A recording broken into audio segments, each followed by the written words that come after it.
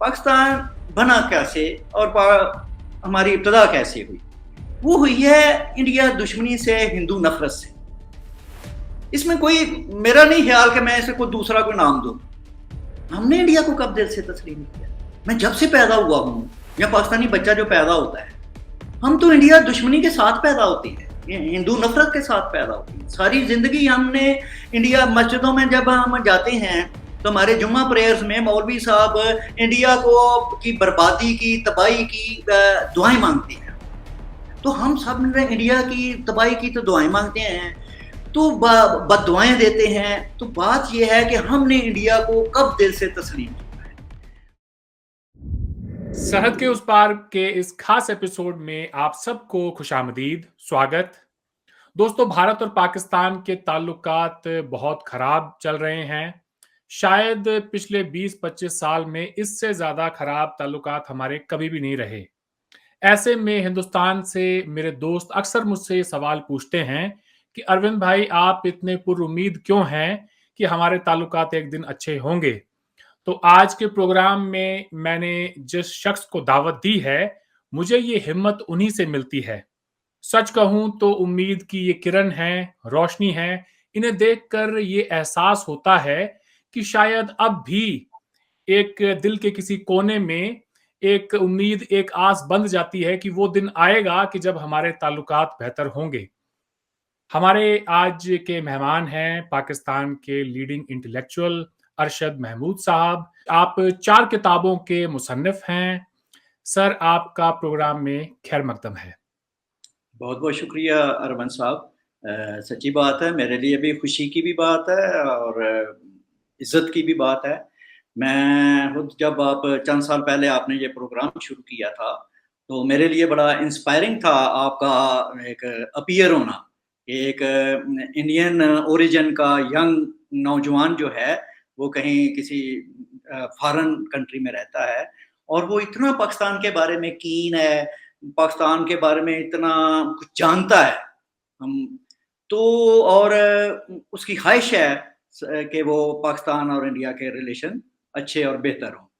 तो सच्ची बात है, आपने ख़्वाहिश का इज़हार किया था तो मैंने थोड़ा-सा उस पे हेजिटेट किया उस ज़माने में, क्योंकि मुझे लगा कि शायद जो है ना मेरे लिए कोई ऐसा चूँकि हमारे यहाँ ज़रा क कुफ़्र का फ़तवा भी जल्दी लगता है और इंडिया के एजेंट होने का भी। तो मैं थोड़ा-सा, जैसा आप जानते हैं कि मैं बोल्ड हूँ काफ़ी सारा, तो अपने ख़्यालात को बड़ा क्लियरली मैं पेश करता हूँ। तो इसलिए थोड़ा-सा अपनी सिक्योरिटी के हवाले से मैं थोड़ा-सा ना हो गया था।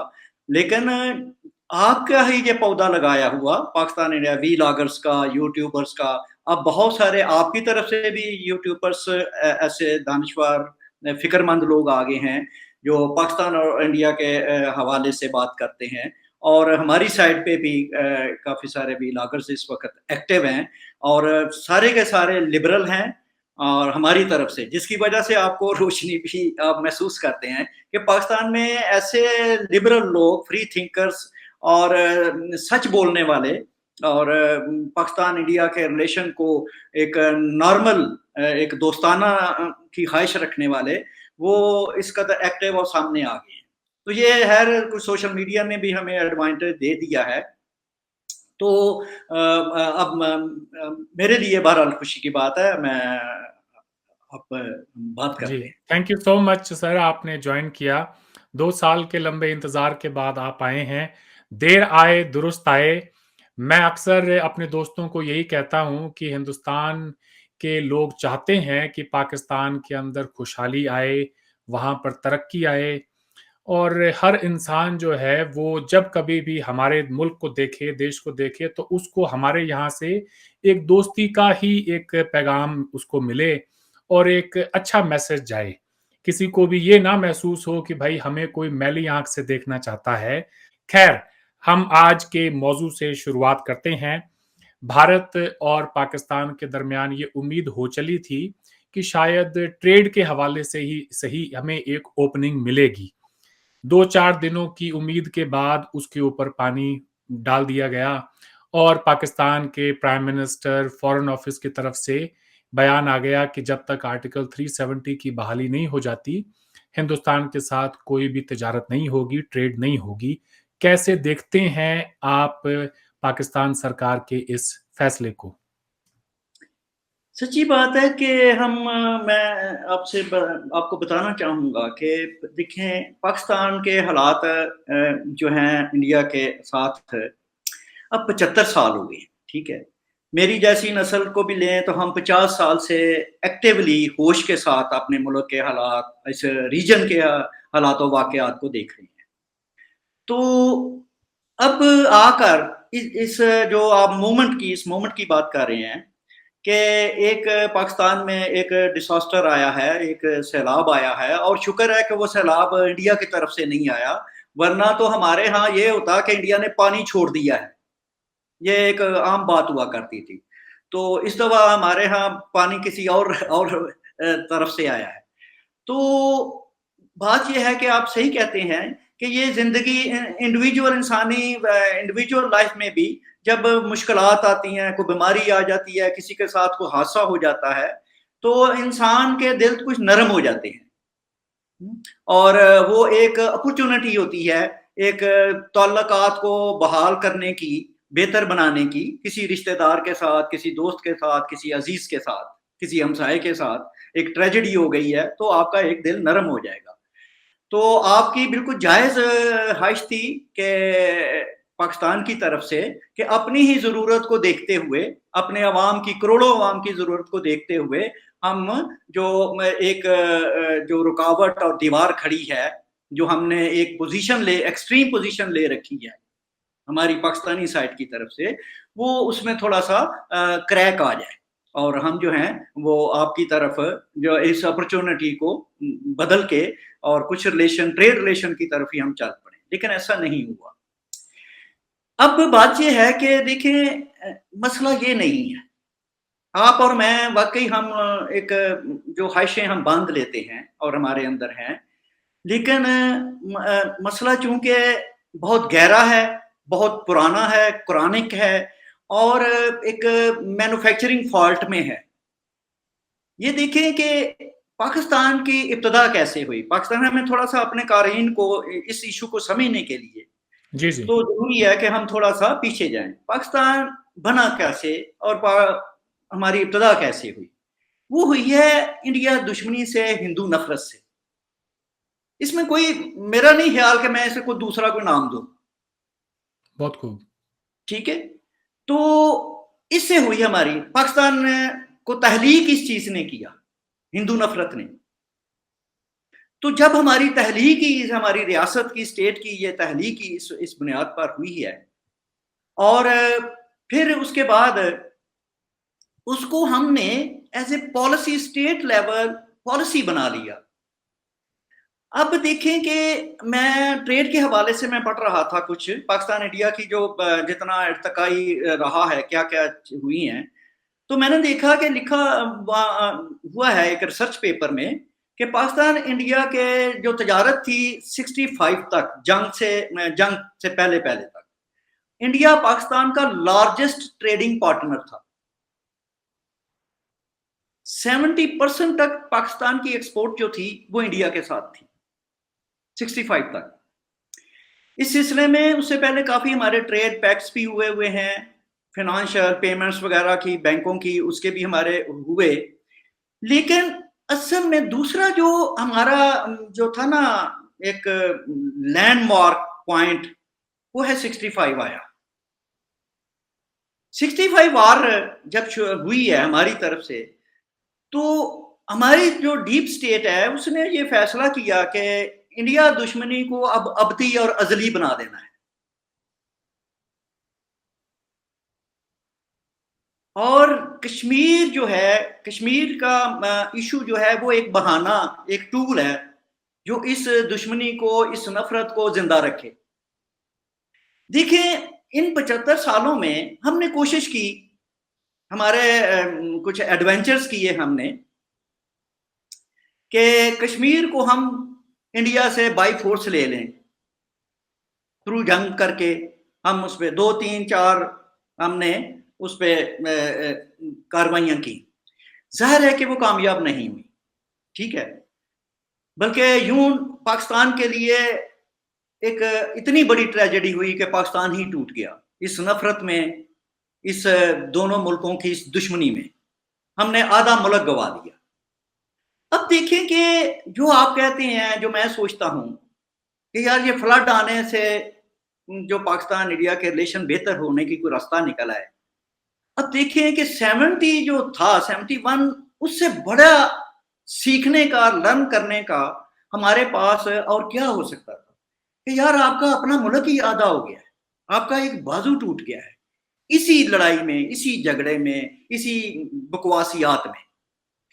तो आपका अपना, तो हम उस वक्त लर्न करते हैं कि भाई हमें अपनी पॉलिसीज को, अपने माइंडसेट को हमें चेंज करना चाहिए, रीजनल रिलेशंस के हवाले से और इंडिया के हवाले से और इस कश्मीर इशू के हवाले से। लेकिन हमने नहीं किया, हम वहीं के वहीं रहे जहां थे, ठीक है, और उसी रास्ते पे हम चलते रहे। अब वो बहरान पर बहरान आते गए। पाकिस्तान में ये एक जोक बन चुका है पाकिस्तान की हर जनरेशन के लिए। अब तीसरी जनरेशन पाकिस्तान की जवान हो चुकी है, लेकिन एक जोक है हमारे यहाँ कि पाकिस्तान हमेशा जो है ना, पाकिस्तान नाजुक हालात से गुजर रहा है। यानी कि हर जनरेशन को, नई जनरेशन को पता चलता है पाकिस्तान जो है ना वो क्राइसिस में है। अच्छा, ये क्राइसिस भी कोई सिंगल जो है ना उसकी डायरेक्शन नहीं होती। स्टेट लेवल पे हमारे प्रॉब्लम्स हैं, हमारे फेडरेशन के प्रॉब्लम्स रहे हैं, हमारे इकोनॉमिक प्रॉब्लम्स रहे हैं, हमारे जो हैं रिलीजियस एक्सट्रीमिज्म के रहे हैं। तो पॉलिटिकल हमारी इंस्टेबिलिटी रही है। 75 साल से आज भी हमने माशाल्लाह रिकॉर्ड कायम रखा है कि हमारा कोई प्राइम मिनिस्टर जो है वो अपना टेन्योर जो है वो पूरा नहीं कर सका। इससे बड़ी किसी मुल्क की कि 75 साल उसकी पैदाइश को हुए हों और वो अपने आप को पॉलिटिकली स्टेबल नहीं कर सकता, इतना भी टेक्निकल ग्राउंड पर भी कि यार 5 साल ही किसी प्राइम मिनिस्टर के पूरे हो जाएं जो कॉन्स्टिट्यूशनल उसको अलाउ है।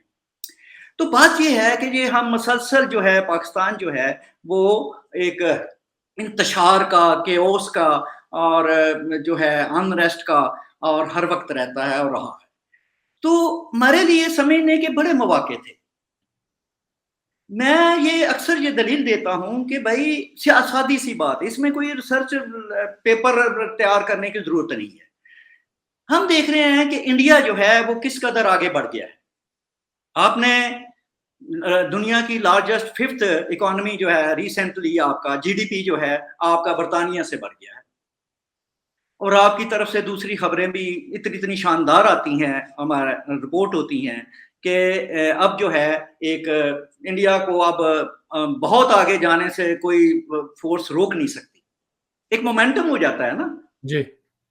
हम पढ़ा करते थे कि क्वांटिटेटिव चेंज होती है। मार्क्सिज्म को जब जवानी में पढ़ा तो एक क्वालिटेटिव चेंज होती है। तो क्वांटिटेटिव चेंज बढ़ती बढ़ती क्वालिटेटिव चेंज में बदल जाती है और फिर वो एक सारी कफियती हालत तब्दील हो जाती है। तो इंडिया के साथ ये हो रहा है कि वो जो है वो अब एक डेवलप्ड कंट्रीज की तरफ, डेवलप्ड इकोनॉमी की तरफ, डेवलप्ड टेक्नोलॉजी की तरफ हो जा रहा है।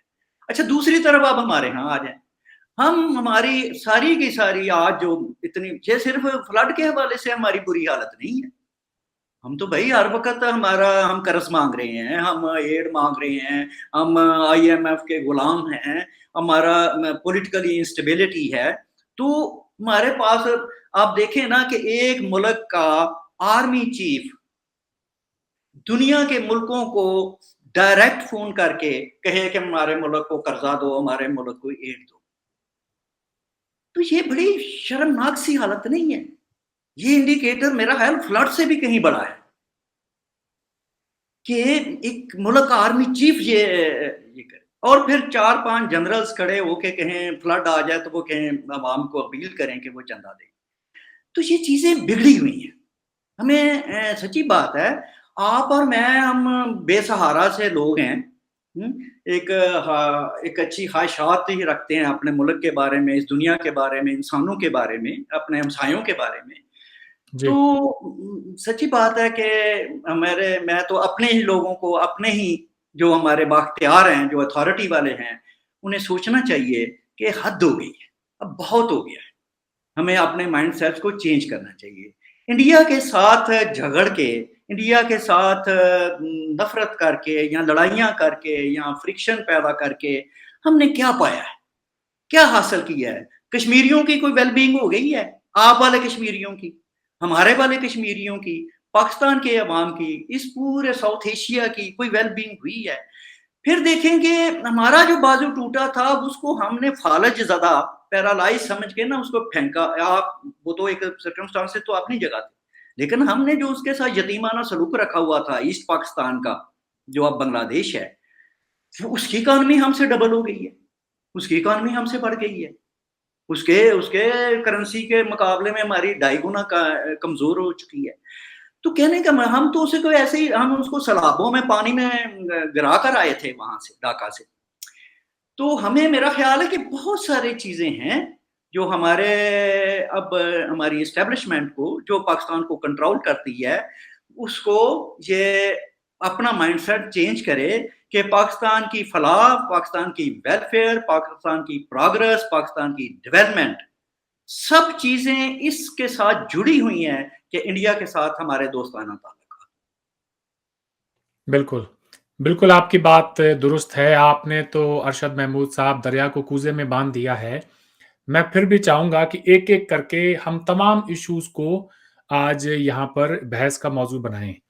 सबसे पहले जैसा मैंने कहा कि हिंदुस्तान और पाकिस्तान के दरमियान आज इस बुरे वक़्त में जब पाकिस्तान में सैलाब आया हुआ है, अगर कोई ट्रेड हो जाती है, तो इससे फ़ायदा पाकिस्तान का ज़्यादा है या हिंदुस्तान का ज़्यादा है? आपके नज़दीक आप उन हुक्मरानों को क्या कहेंगे जिनके ज ये बात समझ में नहीं आ रही है कि भई आलू, प्याज़, टमाटर ये वो बुनियादी चीज़ें हैं जो हमारे यहाँ पे गरीब तबका खाता है। और वही आप नहीं मंगवा रहे हैं इंडिया से।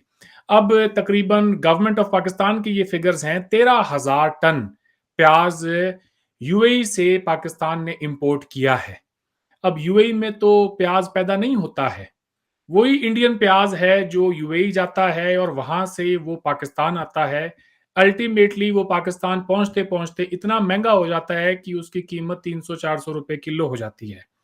वो आम पाकिस्तानी जो बेचारा इस वक्त सैलाब का मरा हुआ है, उसके ऊपर तो ये डबल मार है कि एक तो सैलाब से परेशान, ऊपर से ये कीमतें हैं। तो ये वागा से ट्रेड करने में क्या प्रॉब्लम है साहब? वाया यूएई होकर हमें क्यों जाना पड़ता है? वो बात है कि पता नहीं ना जाने जो लोग फैसले करने वाले हैं हमारे यहाँ वो किस ईगो का शिकार है ना। कोई कोई उनका इगोइस्टिक मसला है, शायद अना का मसला है जिसे हम अना कहते हैं कि उनके दिल मूव नहीं हुए कि हम इकोनॉमिकली इंतहाई कमज़ोर हैं इस वक़्त और ऊपर से सैलाब को हम कर रहे हैं और अवाम जो हैं करोड़ों के हिसाब से उससे उससे अफेक्टीज़ हैं। तो वो वाघा बॉर्डर से लाहौर से 20-30 किलोमीटर 10-20 किलोमीटर के फासले से वो जो बुनियादी जो हमारी सब्जी है घरों में जो पकते हैं खाते हैं वो जो है वो मंगाने को तैयार नहीं है। उन्होंने अलाउ नहीं किया। सिविलियन जो हमारी हुकूमत है वो उसने एक ख्वाहिश का इजहार किया। आप देखें कि ये फर्क है।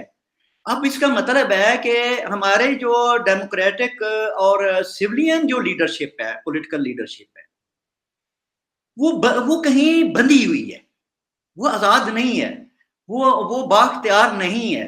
ख़ास तौर पे जब जो है फ़ॉरेन अफ़ेयर्स के मामलात आ जाए, ख़ास तौर पे जब इंडिया के साथ रिलेशन के बात आ जाए, वो आज़ाद अपने फ़ैसलों में आज़ाद नहीं है।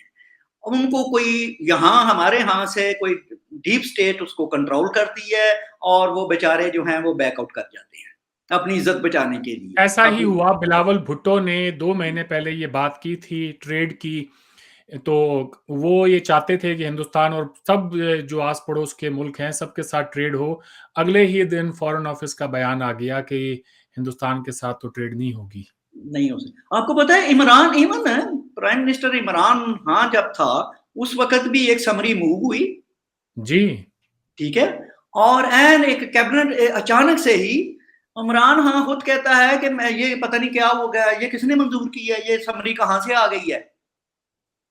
तो ये सारी चीजें, यानी कि हमारी जो मुआशियात है, इकोनॉमिक्स है, वो भी कहीं और से कंट्रोल होती है जिनका इकोनॉमिक्स के साथ कोई ताल्लुक नहीं है। अब जब मिलिट्री माइंड से, मिलिट्री की आप सिक्योरिटी की ऐनक लगा के चीजों को देखेंगे और मुस्तकिल देखेंगे, तो फिर आप देखें मिलिट्री माइंड तो होता है वो उसके वो दुश्मन, उसको तो सिर्फ दुश्मन ही नजर आएगा ना। तो ये हमारी प्रॉब्लम ये है कि हम कितना भी रोहें चीहें, अब देखें कि यूएई से वही इंडियन प्याज टमाटर मंगाना एयर फ्रेट के जरिए, एयर फ्रेट इस पोस्ट कोरोना के बाद सी फ्रेट और एयर फ्रेट, मेरा चूंकि खुद एक्सपोर्ट बिजनेस से ताल्लुक है, तो उसकी कीमतें 4, 5, 10 गुना बढ़ चुकी हैं। जो सी फ्रेट किसी जमाने में होता था वो अब एयर फ्रेट के बराबर हो गया है। तो अब अंदाजा लगाएं कि 300-400 किलो का हमारे यहाँ टमाटर इस वक्त है, तो यूएई से एयर फ्रेट होकर जब इधर पहुंचेगा तो वो फिर 400 का ही रहेगा। तो पता नहीं जी, वही मैं बात ये है कि मसला टमाटरों का नहीं है, मसला पाकिस्तान के गरीब लोगों का नहीं है। पाकिस्तान देखें, पाकिस्तान की जो कंपोजिशन है, स्टेट कंपोजिशन है, वो अवाम की वेल बीइंग के लिए नहीं है।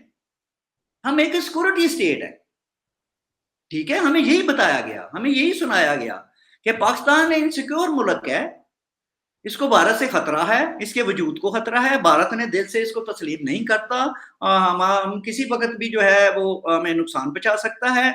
और हमारा मकसद 2-3 हमारे मकसद हैं जी, जो हमें बचपन से हर पाकिस्तानी को, बच्चे को पढ़ाए जाते हैं। उसको ये पढ़ाया जाता है कि इंडिया हमारा दुश्मन है, ठीक है, और हिंदू से नफरत भी बाकायदा हमारे टेक्स्ट बुक का हिस्सा है, ठीक है, आज भी है। दूसरी, हमें यह बताया जाता है कि पाकिस्तान इस्लाम का किला है, ठीक है, और हम जो हैं हम इस्लाम के मुहाफिज हैं पूरी दुनिया में। कोई 54 शायद मुस्लिम इस्लामी ममालिक हैं दुनिया में, लेकिन उनके ऊपर इतनी जिम्मेदारी इस्लाम की नहीं है जितनी हमारे ऊपर है। ये देसी हम मुसलमान जो हैं जनूबी एशिया के, हमारे ऊपर आ पड़ी है कि हम इस्लाम को रिप्रेजेंट भी करें और इस्लाम को दुनिया भर में प्रोटेक्ट भी करें। ये और बाकी मुसलमानों का मसला नहीं है। तो एक ये हमें चीज सिखाई जाती है कि इस्लाम का किला है और हमने इस्लाम को बचाना है, करना है। अब बात यह है कि जब हमारे मकासद ही एक नॉर्मल स्टेट के नहीं है, एक नॉर्मल कौम के नहीं है, एक नॉर्मल इंसान के नहीं है, हम अपनी, सच्ची बात है कि हम अपनी रैशनैलिटी एज ए नेशन, हम अपनी रैशनैलिटी खो चुके हैं। हम अकल से नहीं सोच रहे, अकल से सोचते तो पाकिस्तान, सच्ची बात है, पाकिस्तान, मैं पाकिस्तान से मेरा वतन है, पाकिस्तान जो है इसमें पोटेंशियल था एक खुशहाल, एक तरक्की याफ्ता, एक डेमोक्रेटिक, एक पीसफुल, एक खूबसूरत मुल्क बनने का जी। वो हमने खो दिया है, खो रहे हैं जी। मैं देख रहा था जी कि ये जो आर्टिकल 370 भारत ने खत्म किया है, इसके बाद पिछले 3 सालों में हिंदुस्तान पाकिस्तान की जो ट्रेड की फिगर्स हैं वो क्या कहानी कहती हैं। हिंदुस्तान से पाकिस्तान ने इंपोर्ट की हैं दवाई, जो भी हमारे आपके यहाँ बनाई जाती है, उसके लिए जो भी इस्तेमाल होता है सामान, उसका जो रॉ मटेरियल है मेडिसिन का, वो ज्यादातर पाकिस्तान इंपोर्ट करता है। अच्छा, इंडियन बिजनेसमैन जो हैं उन्होंने भी बहुत सारी चीजें पाकिस्तान से इंपोर्ट की हैं, इसका मतलब पाकिस्तान ने हिंदुस्तान को एक्सपोर्ट की हैं। तो 2019 के एकदम के बाद हर साल तकरीबन 300 सवा 300 मिलियन डॉलर की पाकिस्तान ने हिंदुस्तान को एक्सपोर्ट की है। तो ये कैसा बॉयकॉट है अरशद महमूद साहब, जिसमें कि देने के अंदर तो कोई प्रॉब्लम नहीं है, लेकिन कोई चीज लेनी पड़ जाए तो उसमें बहुत बड़ी प्रॉब्लम हो जाती है। ये बॉयकॉट मैं समझ नहीं पा रहा हूं। हाँ, मैं इसको आपको समझाता हूं कि ये क्या चक्कर है। देखिए, जहां तक ट्रेड का ताल्लुक है, सच्ची बात है, मेरा खुद सियालकोट से मेरा ताल्लुक है और एक्सपोर्ट के ही साथ है। मेरा एक दोस्त है, आपको पता है, सर्जिकल इंस्ट्रूमेंट्स पाकिस्तान से, सियालकोट से बनते हैं और दुनिया भर में एक्सपोर्ट होते हैं जी। तो इंडिया एक बहुत बड़ी मंडी है हमारी सर्जिकल इंस्ट्रूमेंट्स के लिए। तो मेरा बेचारा एक दोस्त कंपनी है, वो इंडिया को एक्सपोर्ट करता था, ये इस 370 से पहले वो जो है मामला। तो अच्छे खासा वो खुशहाल थे, लाखों डॉलर्स की उसकी एक्सपोर्ट थी इंडिया में, और जो बेचारा अपनी दुकान बंद करके बैठा हुआ है इस वक्त। तो अच्छा, ये मसला क्या है? मसला वही है कि भाई इंडिया के साथ आप अंदाजा लगाएं कि इस इन इन हालात में, जब पाकिस्तान की इकोनॉमिकल इतनी बुरी हालत है, पाकिस्तान की पॉलिटिकली इतनी बुरी हालत है, हम लड़ मर रहे हैं, जो भी हो रहा है इस वक्त पॉलिटिकली सतह पे पाकिस्तान में, फ्लड का एक अलग लेवल है, लेकिन हमारे जो वो बाख्तियार लोग हैं, वो आज भी जनाब गिलानी का रोना रो रहे हैं, वो आज भी वो यासीन, वो क्या नाम है उसका, यासीन मलिक का, यासीन मलिक का उसका रोना रो रहे हैं। तो मतलब कि ये चीजें आप जैसों को तो शायद करती होंगी, हम ये चूंकि मेरे अपने घर का मसला है, हमारे मुल्क का मसला है, हमें और ज्यादा दुख देता है कि हम ये असल में ये पता क्या है, अभी भी हमारे हाँ जो है चंद दिन पहले अखबार बड़े बड़े इश्तिहारात छपे, तो वो था कि कश्मीर बनेगा पाकिस्तान। अच्छा, ये एक स्लोगन है, जैसे स्लोगन नहीं, एक सिंबल बना दिए जाती हैं चीजें, लेकिन उसके पीछे पूरा एक बयानिया होता है। अब कश्मीर बनेगा पाकिस्तान ना, वो पाकिस्तान के अंदर एक शट अप कॉल है हर सेक्शन ऑफ सोसाइटी को, उधर से आती है कश्मीर बनेगा पाकिस्तान, कि आप सब खामोश हो जाएं, इंडिया के साथ कोई लेन देन करना, कोई सलाम दुआ रखनी, कोई गुडविल की फीलिंग रखनी, वो ममनू है। कश्मीर बनेगा पाकिस्तान। कश्मीर तो हम देखें, कश्मीर जो है, देखें दो तीन चीजें, मैंने आपसे पैसे लेने हैं, आपने मेरे पैसे देने हैं, मेरा दावा है, देने हैं कि नहीं देने वो अलग बात है, मेरा दावा है कि आपने मेरे पैसे देने। अब देखें दो तीन तरीके ही होते हैं, या तो लड़ाई लड़के मैं आपसे छीन लूं, पैसे अपने ले लूं, ठीक है, हमने इंडिया से जंगे करके देख ली, नहीं ना ले सके, नहीं ले सकते, और अब तो बिल्कुल ही नहीं, अब तो बिल्कुल ही कहाँ, ये जो है ना, ये बात भी जबान पे ज़हन पे आनी नामुमकिनात में से है कि हम इंडिया से कश्मीर जो है कभी वाया जंग के जरिए ले सकते हैं, ठीक है। दूसरी चीज होती है कानूनी तरीके से, मैं आपसे वो पैसे कानूनी तरीके से ले लूं, कोई लीगल करके, कोई जो है वो भी हमने करके देख लिया, दुनिया भर में हमने खूब हर तरह के फोरम इस्तेमाल किए हैं, यूनाइटेड नेशंस को इस्तेमाल किया है, ओआईसी को, इस्लामिक ये जो थे ममालिक की, कोई फोरम हमने छोड़ा नहीं है जिसका कश्मीर के साथ या कोई इंडिया पाकिस्तान के साथ ताल्लुक का कोई मतलब ही नहीं होता था। मतलब कि वो कि केमिकल्स की कोई इंटरनेशनल कोई फोरम है, कोई एनवायरनमेंट के ऊपर है, तो हमने वहां पे शोर मचा देना जी, कश्मीर की बात की जाए, इंडिया की मजम्मत की जाए। तो हमने अपना कोई चीज छोड़ी नहीं है कि हम किसी और तरीके से दुनिया को साथ मिला के किसी तरह से हम जो है कश्मीर इंडिया से ले सके। क्या इंटरनेशनल कम्युनिटी की भी कोई दिलचस्पी है, या और यूनाइटेड नेशंस की कोई है दिलचस्पी कि वो इस मसले को हल करवा दे? एक रद्दी, वो जो करारदाद एक रद्दी के टुकड़े के सिवा कुछ नहीं है, वो मतलब कि वो वजूद ही नहीं रखती। मेरा कहने का मतलब है कि हमने हर तरह की जो कोशिशें करके देख ली, हम नाकाम है, ठीक है। अब सच्ची बात है कि ये जो कश्मीर है, अब जो मुझे लग रहा है, हम बिल्कुल एक दीवार के साथ, पाकिस्तान जो है एक दीवार के, इसने खुद ही अपने आप को ना एक दीवार के साथ लगा दिया है, हमने एक दीवार, खुद ही दीवार के साथ लग गई।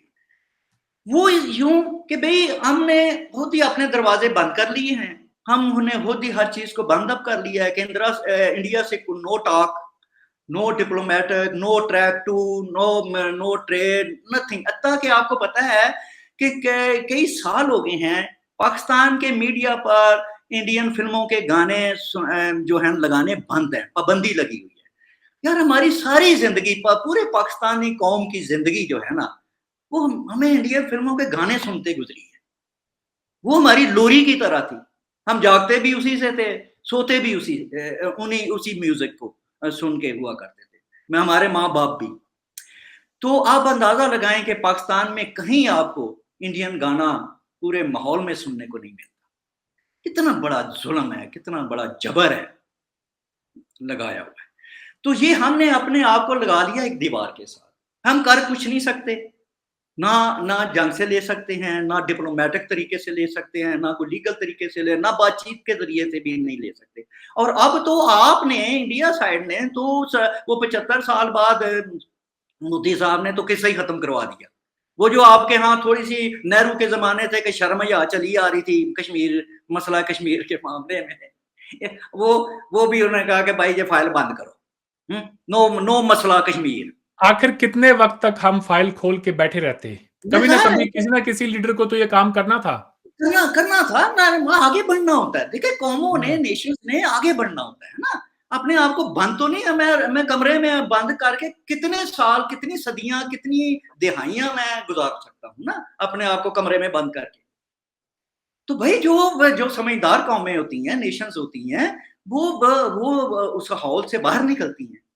तो हमने तो भई हम तो अपने आप को बंद करके हम बैठ गए हैं। अब हमारे साथ दुनिया में इस इश्यू पे कोई नहीं है। हर दरवाज़ा बंद हो चुका है और हमने ये कह के पहले पता है हम 75 साल से 70 72 साल से हम ये कहते रहे इंडिया को कि जब भी बायलैटरल हमारी टॉक्स हुई तो हमने कहा कि सबसे पहले कश्मीर का मसला टॉप ऑफ द एजेंडा जो है ना वो मसला कश्मीर होना चाहिए। अच्छा इंडिया कहता था कि यार पहले दूसरे बातें कर लेते हैं, दूसरे रिलेशन के अपना ट्रेड रिलेशन के हैं, एनवायरनमेंट के हैं, पानी के हैं, पीपल्स टू पीपल कॉन्टैक्ट के हैं, एजुकेशन के हो सकते हैं, कल्चरल हो सकते हैं, उनको हम पहले कर लेते हैं। जब थोड़े से हमारे तलकात अच्छे हो जाएँगे, कॉन्फिडेंस बिल्डिंग हो जाएगी, तो फिर कश्मीर को भी कर लेंगे। इंडिया मानता था कि जी, फिर उसको भी कर मैं लेंगे। इसी के अंदर एक छोटा-सा सवाल ये जोड़ दूँ कि पाकिस्तान के फॉर्मर एम्बेसडर जो भारत में भी रहे अब्दुल बासित साहब, उन्होंने कहा कि जो कौमें अपने उसूली मौक़िफ़ से हट जाती हैं, उनको तारीख़ में जो है कहीं जगह नहीं मिलती। तो आप कैसे देखते हैं उनकी इस दलील को? मेरा ख़्याल में मैं इसके मुतबादल एक और फ्रेज़ आपको देता हूँ कि जो कौमें किसी ज़िद पे, किसी अना पे अड़ जाती हैं, वो कौमें बर्बाद हो जाती हैं। ज़िद इंसान को जो ज़िद होती है, वो तो हर इंसान इंडिविजुअल को बर्बाद कर देती है। तो हमारे जो ढीठपन है हमारा, हम जो हैं वो अपने आप को इतना सहज हमने कर लिया है, तो उस पर भी कौमें इंडिविजुअल भी बर्बाद उनकी ज़िंदगियाँ हो जाती हैं और कौमों की भी हो जाती हैं। उन साहब को वो जो आज जिनका आपने उनको ये मेरी बात सुननी चाहिए कि ज़िद्दी लोग भी खत्म हो जाते हैं दुनिया में, उनका कोई नाम नहीं लेता। और हमारे यहाँ हमारे साथ ये हो रहा है, हम एक ज़िद में पकड़े हुए हैं। कोई सॉल्यूशन होता है ना, देखिए बातचीत होती है ना जी। तो वो जो है वो तो हमने हमने बंद कर दिया कि जी पहले ये करो। अच्छा पहले भी इंडिया इंडिया ने तो क़यामत नहीं करना। 370 को रिमूव इंडिया ने क़यामत तक नहीं करना। तो बंद तो हमने खुद को कर लिया ना जी। कहते हैं हुँ। कि किसी को दीवार के साथ मत लगाओ, एक स्पेस रखो, ताकि कम्युनिकेशन की रहे ना, बातचीत रहे, राब्ता रहे, कोई चीज़ रिज़ॉल्व हो। जब आप खुद भी एक्सट्रीम में चले जाते हैं और दूसरे को भी लगा देते हैं। खुद भी चले गए कि हमने इसके अलावा नहीं करना और दूसरे को कह दिया तुमने इसके अलावा कर किया तो वो कहेगा जो मैं नहीं करता। वो तो वैसे ही 10 गुना तो पहले से ही हमारे से ताकतवर था।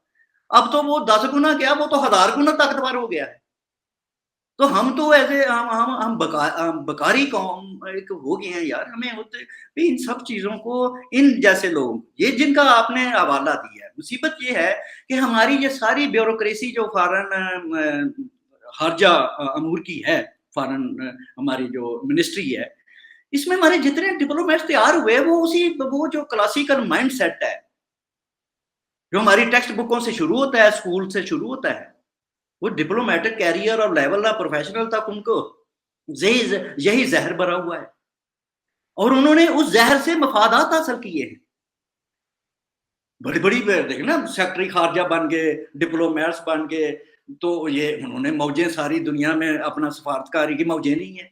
भी मैंने एज़ ए पाकिस्तानी शहरी मैंने तो कोई मौज नहीं ना ली इस नफ़रत से। मुझे तो हुँ। पाकिस्तान इंडिया के साथ नफ़रत से मुझे क्या मिला है भई? मेरी तो ज़िंदगी बर्बाद हुई है।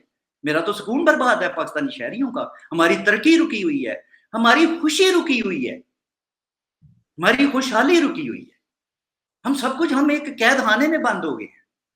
तो बात ये है कि भई मैं ऐसे जो 22 करोड़ पाकिस्तानी हैं, उनको क्या मिला है? हमारे मतलब कि वो जो डीप स्टेट है उनकी भी मौजें हैं भाई। डॉक्टर इश्तियाक जैसे लोग ये कहते हैं कि भारत और पाकिस्तान को अब आगे बढ़ना चाहिए और ये लाइन ऑफ कंट्रोल को इंटरनेशनल बॉर्डर बना के फिर यूरोपियन यूनियन की तर्ज पर सार्क को आगे लेके जाना चाहिए। आप क्या कहेंगे अगर वैसा कोई मॉडल यहाँ इम्प्लीमेंट हो जाता है तो पाकिस्तान को उससे क्या दिक्कत हो सकती है? बिल्कुल सही है। मैं तो खुद इसका पाकिस्तान के अंदर इतना मैंने लिखा है, किताबों में मैंने यही लिखा हुआ है, आर्टिकल्स में यही लिखा है, सोशल मीडिया पे मेरा हर हमेशा से, मैं तो 30-40 साल से इसमें लगा हुआ हूँ और इस बात को देखिए कि बॉर्डर जो है ना, अच्छा पहले हमारा पाकिस्तान इंडिया का हमारा मसला क्या था? साइकोलॉजिकल एक मसला चल रहा था। पुरानी नस्ल थी जिन्होंने पार्टीशन को देखा था, ठीक है ना? हज़ारों साल से हम एक सब कॉन्टिनेंट के बशिंदे थे, वो तक़सीम हुआ, उसमें ज़ाहिर है कि आपकी तरफ से एक दुःख, एक जायज़ सा दुःख था, जायज़ सी तकलीफ थी और फिज़िकल तकलीफ थी वो, जो पार्टीशन, इतनी खून-रेज़ पार्टीशन।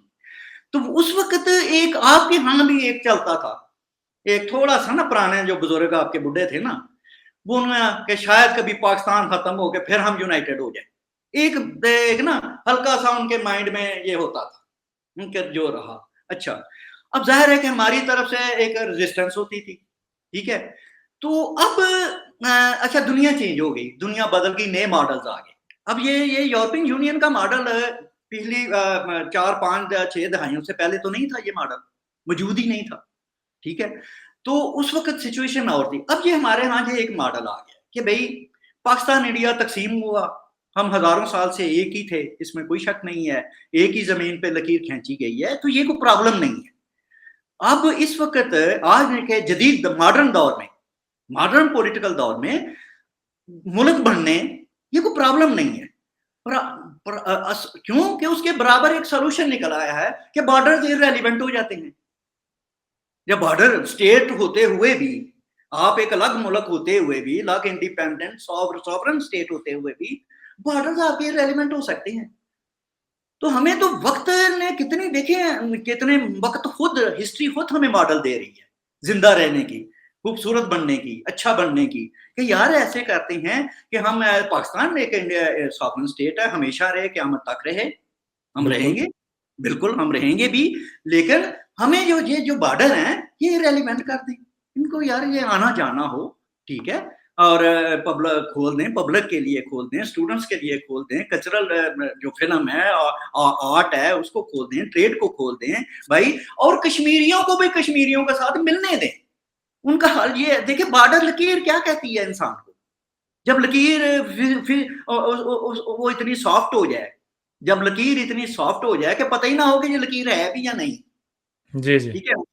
तो वो चीज़ें जो हैं वो तो ये एक देखिए ना, जो लोग टमाटर जो चंद किलोमीटर से टमाटर खरीदने को तैयार नहीं है, वो बॉर्डरों को इर्रेलेवेंट करेंगे।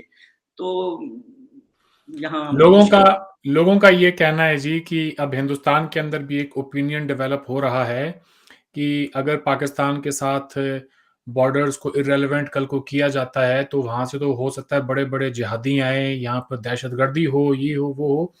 तो आप क्या समझते हैं ये जो दहशतगर्दी हुई है पाकिस्तान की तरफ से, उसकी पाकिस्तान के लोगों ने खुद कितनी बड़ी कीमत चुकाई है? उसके ऊपर थोड़ी रोशनी डालें।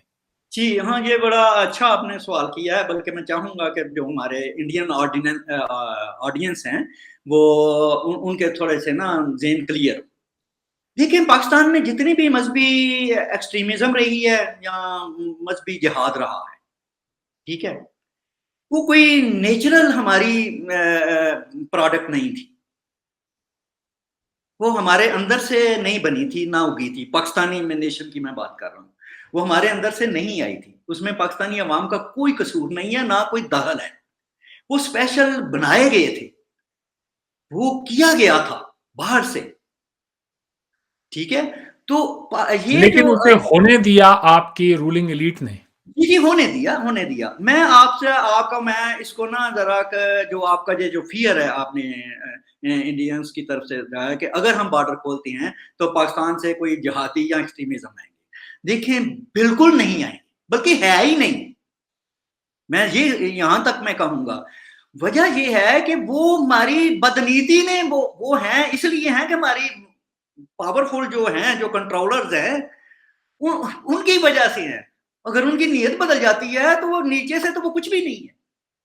तो वो आर्टिफिशियल फिनोमिना है, वो तो आप नेचुरल ये कह रहे फिनोमिना। हैं कि रियासत अगर ये तय कर ले कि हाँ जी। हमने हिंदुस्तान के साथ अच्छे ताल्लुकात बनाने हैं और यहां से कोई दहशतगर्दी नहीं होने देनी, तो फिर किसी शख्स की ये जुर्रत नहीं हो सकती कि वो उस पार जाके कोई ऐसा काम कर दे। एग्जैक्टली, बिल्कुल सही। और उसमें फिर पाकिस्तान के 22 करोड़ अवाम भी साथ होंगे।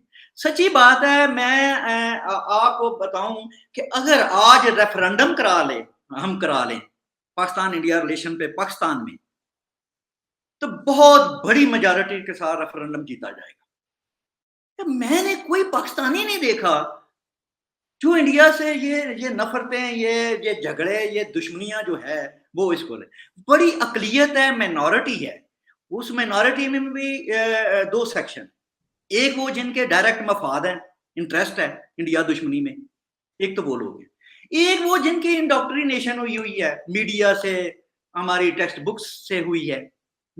वो ठीक है, उनके अंदर इंडियन एंटी इंडिया सेंटिमेंट्स होते हैं, लेकिन वो ये दोनों क्लास सेक्शन जो है ये बहुत मिनॉरिटी में है। तो इसलिए अगर हम अपने सेंटर से, मरकज से, ऊपर से ये फैसला हो जाए कि आज हमने इंडिया के साथ बेहतर रिलेशन रखने हैं जो हमारे अपने नेशनल इंटरेस्ट में है, हमारी बका के लिए ज़रूरी हैं, हमारी तरक्की के लिए ज़रूरी हैं और पूरे खिते की खूबसूरती के लिए ज़रूरी हैं, तो कतन ये जो खौफ है, ये बिल्कुल मैं इसको बेसलेस कहूँगा। तो वो लोग जो ये कहते हैं कि जी हिंदुस्तान और पाकिस्तान जिसकी बुनियाद दो कौमी नजरिए पर पड़ी, आज भी वही वही दो कौमी नजरिए को पाकिस्तान के स्कूलों में पढ़ाया जाता है, तो हमारी तरफ एक आवाज उठती है कि भाई हम हिंदुस्तान के अंदर तो ये बात नहीं कहते, ना ही हमने कभी ये पढ़ाया कि हमारे यहाँ दो कौमें बसती है, हम तमाम लोग हिंदुस्तानी हैं। फिर पाकिस्तान आज भी अपने बच्चों को ये क्यों पढ़ाता है दो कौमी नजरिया?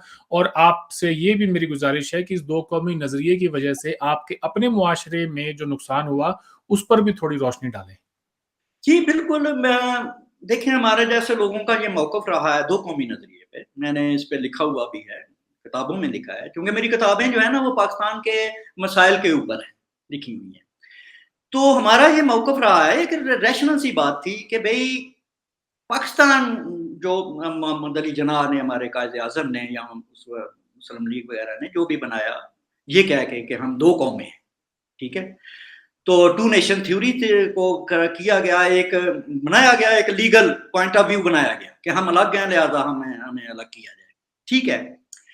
तो वो जो थी, हमारा मौकफ ये है कि दो कौमी नजरिया जो था वो उस वक्त था 14 अगस्त 1947 की रात के 12 बजे तक। तो वो दो कौमी नजरिया वैलिड था कि ये कौम है, हम अलग कौम है, ठीक है, तो हमें हमारा मुल्क और हमारा घर दिया जाए। कुछ लोग ये कहेंगे वो कैसे वैलिड था? चले उस सवाल पे मैं हम नहीं जाते, फिर बहस और कॉम्प्लिकेट। मैं इसको आसान, हम आगे की बात कर रहे हैं ना, हम पोस्ट पाकिस्तान की बात कर रहे हैं। मैं तो नहीं, मैं जो आपसे पूछूं जाती तौर पे, हाँ, मैं और आप बात कर रहे हैं, अगर हम दो अलग अलग कौमें होते तो हमारी जबान एक ना होती, हमारी सकाफत एक ना होती, हमारी मौसीकी एक ना होती, हमारा खाना पीना बूदो बाश एक ना होता। कौम तो बनती ही इन चीजों से है। मजहब अगर एक फैक्टर बन जाए कि जी कौम इसलिए है क्योंकि इनका मजहब एक है, तो फिर आगे ईरान है, इधर अफगानिस्तान है, पूरा सेंट्रल एशिया पड़ा है, आगे मिडिल ईस्ट है, सारे एक मुल्क क्यों नहीं बन जाते? नहीं जी, मैं तो नहीं मानता, सच्ची बात है। जहां तक इस बात का ताल्लुक है, इस पे भी मैंने मैंने लिखा हुआ है तो इस पर कि आपकी आपकी जाती राय क्या है दो कौमी मेरी नजरिए? जाति है, मैं दो कौमी नजरिए को नहीं मानता, अच्छा, ठीक है। ठीक है। मेरी आप ये जाति कह रहे हैं कि जैसा भी था, जो भी था, चलो मुल्क बन गया, तो बन गए, मैं वो 14 कह अगस्त रहा की हूँ। बारात के बाद इसको खैरबाद कर देना चाहिए था। अब चूंकि वो वर्सेस वो इंडिया, दो कौमी नजरिया इंडियन फ्रेमवर्क में था ना, इंडियन फ्रेम में बात हो रही थी ना। अब जब हम अलग हो गए 14 अगस्त 1947 में रात के 12 बजे, जब हम एक अलग मुल्क बन गए, अलग कौम हो गए, तो फिर तो हम एक कौम हो गए ना। हम्म। उसके बाद वो एक्सपायर हो जाना चाहिए था। मेरा ये है कि दो कौमी नजरिया पाकिस्तानियों को ना याद करने की जरूरत है, ना इसे पढ़ाने की जरूरत है, ना इसके ऊपर इसको बार बार तकरार की जरूरत नहीं है। हम जब पाकिस्तान जिस वक्त बना था उस मोमेंट के बाद हम अब एक अलग एक कौम थे। अब हम दो कौमी नजरिया, अब हम किससे लड़ रहे हैं, किससे लड़ाई हो रही है? दो कौमी, दो भाई हम अलग हो गए, खत्म हुई बात। तो वो उस वक्त एक्सपायर हो गया था दो कौमी नजरिया, two nation theory no more valid, और उसको बिल्कुल नहीं हमें छेड़ना चाहिए, ना उसको कल बीच में मुझे जी, कल मुझे एक पाकिस्तानी स्टूडेंट ने कॉन्टैक्ट किया और उसने मुझे यही बात कही कि अरविंद भाई हम तो हैं 2 कौमें। मैंने कहा बताओ भाई कैसे है? तो उसने जो किताब में पढ़ा था वो सारा उसने मुझे बता दिया। फिर मैंने जब ये दलील देनी शुरू की, मैंने कहा कौम बनती है, ये इतनी सारी जो चीज़ें हैं जब वो मुश्तरका हों उसके ऊपर कौम बनती है, ना कि मज़हब के ऊपर। गाने कहाँ के सुनते हो? नौजवान है, कहता जी पंजाबी सिंगर के नाम बताओ। मैंने कहा 2-4, उसने बहुत सारे नाम बता दिए। मैंने कहा फ़िल्में कौन-सी देखते हो? कहता है आपकी। खाना कौन-सा खाते हो? वो कहता है ये खाता हूँ। मैंने कहा ये हम खाते हैं। तो फिर मैंने कहा फिर बताओ हम अलग-अलग कौम कैसे हुए? तो वो कहता है सर ये तो आपने मुझे सोचने के लिए बहुत कुछ दे दिया है, मुझे तो इस पे जाके अब इस पे तहकीक करनी पड़ेगी। ये बातें जो आप बता रहे हैं ये तो कभी किसी ने बताई ही नहीं। तो आप जब नौजवानों से मिलते हैं, आपसे जब बच्चे पूछते हैं तो आप उन्हें क्या कहते हैं इस दो कौमी नजरिए के बारे में? मैं तो उन्हें ये कहता हूँ, देखिए आपको भी बल्कि ये उसके लिए और आसानी हो जाती, जिस बच्चे के बारे में आप बात कर रहे हैं। आप उनको उसको ये कहते कि ईरानियों से पूछें कि पाकिस्तानी ईरानी एक कौम है, वो कहेंगे नहीं, हम तो एक कौम नहीं है। टर्क से, तुर्की वालों से पूछें तुर्की और पाकिस्तानी एक नेशन है, वो कहेंगे हम एक नेशन तो नहीं है। हम अरबों से पूछें कि पाकिस्तानी और अरब एक नेशन है, वो कहेंगे हम तो कोई नहीं है। तो फ्रेंच और जर्मन जो हैं, मजहब उनका एक है, तो फ्रेंच फ्रेंच है, जर्मन जर्मन है। तो बात यह है कि मजहब की बुनियाद पे कौम, ये तो एक फ्रॉड, इतना बड़ा फ्रॉड किया गया एक पूरी एंथ्रोपोलॉजी के साथ, पॉलिटिकल साइंस के साथ, ये दो कौमी टू नेशन थ्योरी। सवाल ये पैदा होता है टू नेशन थ्योरी को जो बाकी 54 इस्लामी मुल्क हैं वो इसको मानते हैं? कौन मानता है कि हम मजहब की बुनियाद पे एक कौम है? हरगिज़ नहीं है। अच्छा अरशद साहब, पाकिस्तान के अंदर ये दलील दी जाती है कि जी इंडिया ने हमें दिल से तस्लीम नहीं किया है। तो आप इस आर्गुमेंट को किस तरह से देखते हैं? हम ऐसा क्या करें कि पाकिस्तान को लगे कि इंडिया ने हमें दिल से तस्लीम कर लिया है? अच्छा, इसका ये सवाल अक्सर मैं भी हमारे यहाँ, ये चूंकि बात हमारी है और हमारे यहाँ कही जाती है, जब से मैंने होश संभाला है यही पढ़ा है, यही सुना है कि इंडिया ने हमको दिल से तस्लीम नहीं किया। तो एक तो इसका जो आसान और फौरी जवाब मेरे ज़हन में ये आता है कि भाई हमने इंडिया को कब दिल से तस्लीम किया? मैं जब से पैदा हुआ हूँ, या पाकिस्तानी बच्चा जो पैदा होता है, हम तो इंडिया दुश्मनी के साथ पैदा होते हैं, हिंदू नफरत के साथ पैदा होती है। सारी जिंदगी हमने इंडिया, मस्जिदों में जब हम जाते हैं तो हमारे जुम्मा प्रेयर्स में मौलवी साहब इंडिया को की बर्बादी की, तबाही की दुआएं मांगते हैं। तो हम सब ने इंडिया की तबाही की तो दुआएं मांगते हैं, तो बददुआएं देते हैं। तो बात यह है कि हमने इंडिया को कब दिल से तस्लीम किया? तो ये बात मैं तो इसका सिंपल, मेरे लिए तो यही जवाब है कि भाई जब हम दिल से तस्लीम कर लेंगे, इंडिया भी हमको दिल से तस्लीम करेगा। कॉन्स्टिट्यूशनली या इंटरनेशनल लॉ के मुताबिक इंडिया ने हमको तस्लीम किया हुआ है, ठीक है, और हमने भी इंडिया को तस्लीम किया हुआ है। चूंकि वहां हम ये बात कर नहीं सकते ना कि लीगली और इंटरनेशनल लॉ के मुताबिक इंडिया ने हमें तस्लीम किया हुआ है या हमने उसे किया हुआ है, तो लिहाजा हम दिल की तरफ चले जाते हैं। अब दिल एक ऐसी मुबहम सी चीज है, और ऐसी चीज है जिसे हम कौन सी लेबोरेटरी में जाके देखेंगे, दिल, इंडिया के दिल को रखेंगे और पता चलेगा कि इंडिया जो है ना असलन जो है वो हमसे नफरत करता है या हमें तस्लीम नहीं करता। तो बात ये होती है कि बात है दो तरफा, रिलेशन हमेशा म्यूचुअल होते हैं ना। मैं आपसे दोस्ती करूंगा, आपसे मोहब्बत से पेश आऊंगा, आपसे आपकी रिस्पेक्ट करूंगा, तो आप मेरी नेचुरली आप मेरी रिस्पेक्ट करेंगे। कोई कोई हर वक्त तलवारें उठा के और हमसाया देखें, हमसाया जो है हमसाये के साथ कहते हैं ना, जुग्राफिया नहीं चेंज कर सकते। हम जुग्राफिया, हम हमसाये नहीं बदल सकते। तो हमसाये, अगर 2 हमसाये ऐसे हों कि रोज़ मैंने अपने अपने हमसाये के घर में मैंने ईंटें फेंकनी है, पत्थर फेंकने हैं, उधर से भी मेरे घर में पत्थर और ईंटें आनी है। क्या हम कोई महज़्ज़ब ज़िंदगी, कोई पुरसुकून ज़िंदगी क्या हम गुज़ार पाएँगे? नहीं होगा। मैं रोज़ अपने हमसाये को गालियाँ दूँ, हमसाया मुझे रोज़ गालियाँ दिए, तो ये क्या ये ज़िंदगी होगी? क्या मैं अपने बच्चों को, अपनी फैमिली को क्या मैं एक अच्छी लाइफ़ दे सकूँगा? कतई नहीं। ये हाल इंडिया और पाकिस्तान के रिलेशन का है।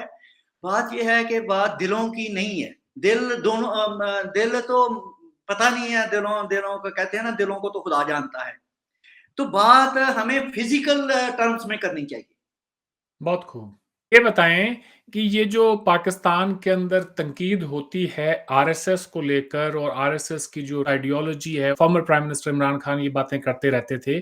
शुक्र है कि मौजूदा प्राइम मिनिस्टर कम से कम उस लेवल की बात नहीं करते।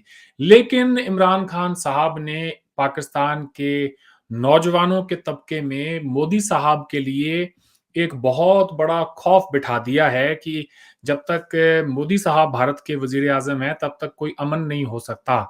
तो आप उनकी इस आर्गुमेंट को किस तरह से देखते हैं? असल में अरमान साहब, मैं इसको ऐसे देखता हूँ कि ये बहाने हैं। अच्छा, ये सारे हमारे बहाने हैं, हमारे पैदा किए हुए। मतलब इंडिया से नफ़रत करनी है ना, इंडिया से दुश्मनी जो करनी है, तो फिर उसके लिए जगह पे जगह हमें बहाने ढूँढने पड़ेंगे ना जी। तो ये हमारे सारे एक एक्सक्यूज़ेज़ होते हैं, कोई ना कोई हम चीज़ को पकड़ लेते हैं ताकि इंडिया दुश्मनी जो है वो सस्टेन रहे। ये चीज़ें जो हैं, अगर आरएसएस जैसे लोग वहाँ पे इंडिया में मौजूद हैं, मैं उसमें बहुत डिटेल और नहीं जाना चाहता, हमारी बहस जो है वो इतनी फैल जाएगी।